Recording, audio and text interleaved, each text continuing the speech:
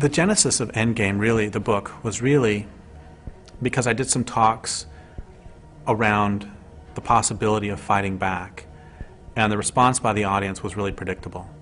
If it was an audience made up of sort of mainstream environmentalists and peace and social justice activists, often they would put up what I've taken to calling a Gandhi shield, which is they would say the names Martin Luther King, Dalai Lama, and Gandhi again and again as fast as they can to keep all evil thoughts at bay. And if it was grassroots environmentalists, they would do the same thing, but then they would come up to me afterwards and they would say, "Thank you so much for bringing this up."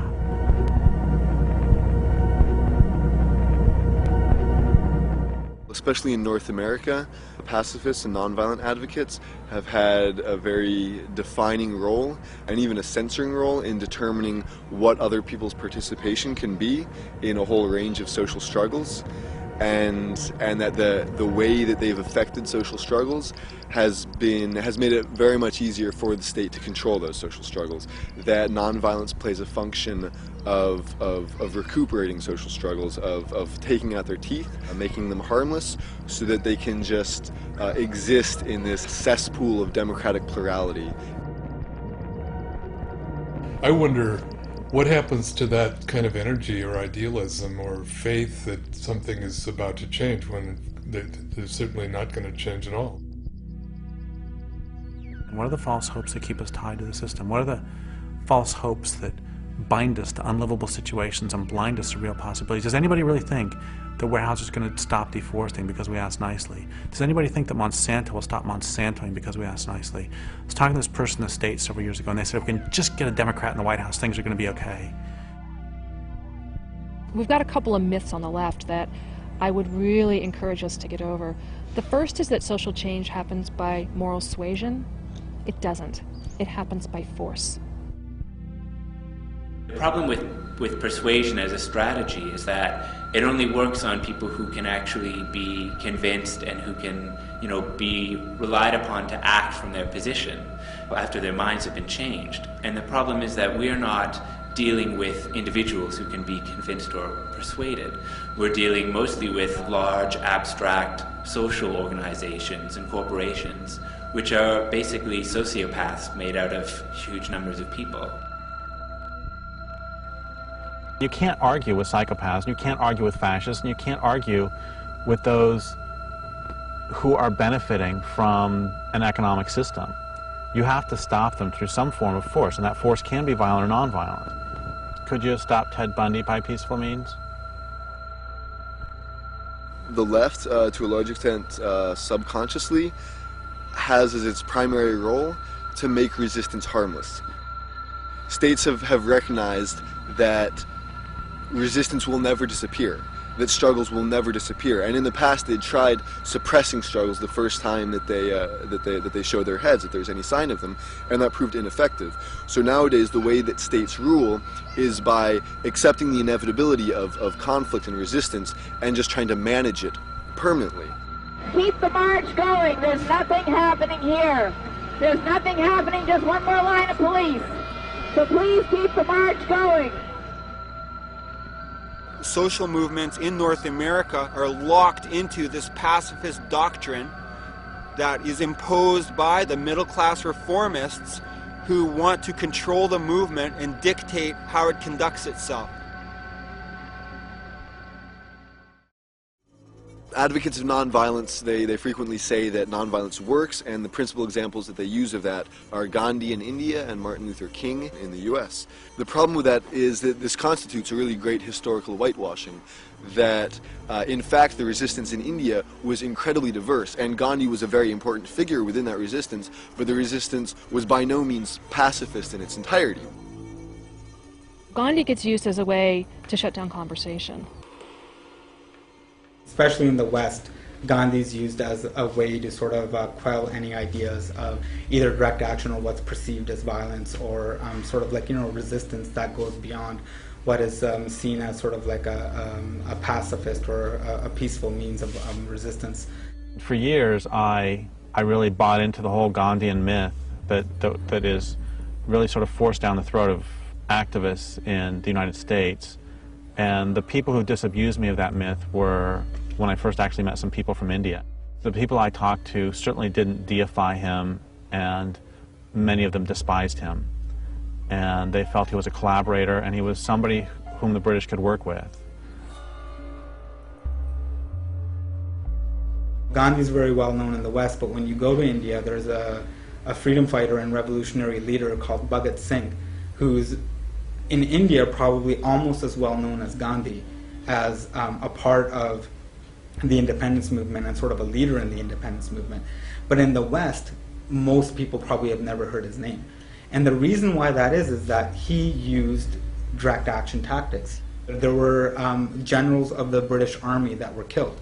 There was a bomb thrown in a British assembly to basically attract the attention of the public. There were, weapons that people were getting off of railway cars.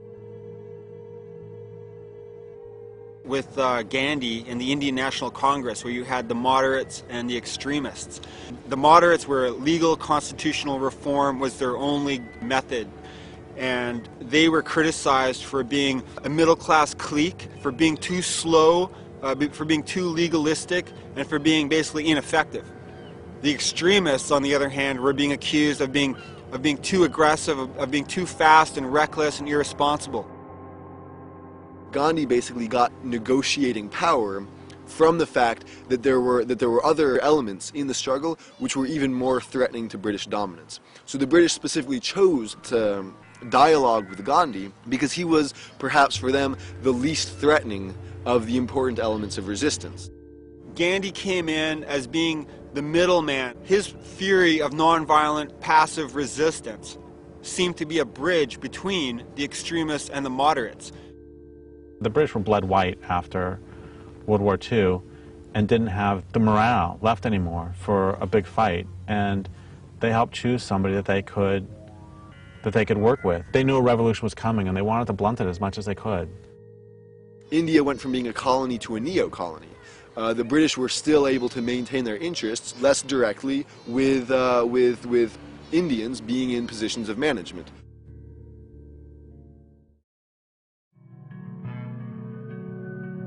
My problem isn't with somebody doing nonviolent actions, and it never has been. I mean, I say all the time that we need it all. My problem is that so many pacifists, especially in the United States, end up not supporting more radical or militant work. The problem when this debate comes up is that you can't just assume that people that are resisting and are using a means of resistance haven't thought about what they're doing. And that's what I think often is the problem. When people decide to take certain actions, and when people decide that, hey, our marches aren't enough, or they're doing this or doing that, there's this assumption by a lot of people that want to toe the Gandhi line is that, oh, they're just not thinking about it. What most states will choose to do in similar circumstances is to find the elements of the resistance that are most easy to control and most easy to co-opt, to negotiate with them, and then to hand over power to them in order to continue the system that had already existed.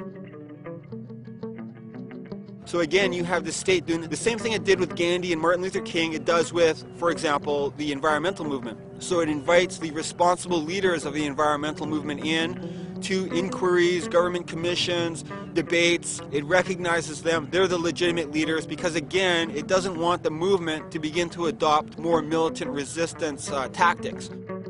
The powerful do not ever give up without a struggle. I mean, those are the famous words of Frederick Douglass when he said, "Power concedes nothing without a demand. It never has, and it never will."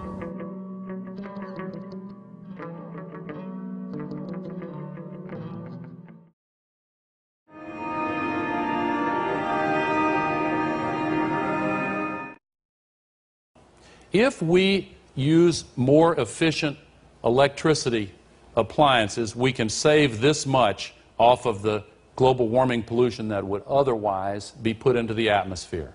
If we use other end-use efficiency, this much. If we have higher mileage cars, this much. And all these begin to add up. Other transport efficiency, renewable technology. We have everything we need, save perhaps political will. But you know what? In America, political will is a renewable resource. when we see solutions, all the so-called solutions put forward to global warming, the thing they all have in common is that they take industrial civilization as a given, and they take the natural world as the dependent variable. It's all about saving civilization, and that's entirely backwards. What it should be is, we need to do whatever it takes to save life on the planet. In the next 40 to 50 years, we're going to see the extinction of more species than we've seen in the past 65 million years. That, to me, is a red light and a siren going off as a call to people who will cut through the crap and do what is necessary to protect the Earth for here and now and for future generations. It is you that are going to have to answer to your children 50, 75 years from now when they ask what you did during the eco-wars. And in that sense, I think each one of us has to live the life today, this very moment, doing the things that we would be proud to tell our ancestors about.